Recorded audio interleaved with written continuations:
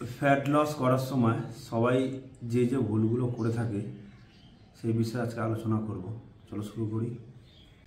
প্রথমত তারা প্রচুর পরিমাণে কার্ডিও এক্সারসাইজ করে, স্ট্রেংথ ট্রেনিং বা ওয়েট ট্রেনিং করে না। ক্যালোরি ডেফিসিট কিভাবে করতে হয় তারা জানে না, এবং যদিও জানে তারা প্রচুর পরিমাণে ক্যালোরি ডেফিসিট করে ফেলে। হেলদি ফ্যাট গ্রহণ করে না, এবং হেলদি ফ্যাটগুলি হলো nuts, seeds, egg ইয়োক, avocado etcetera etcetera.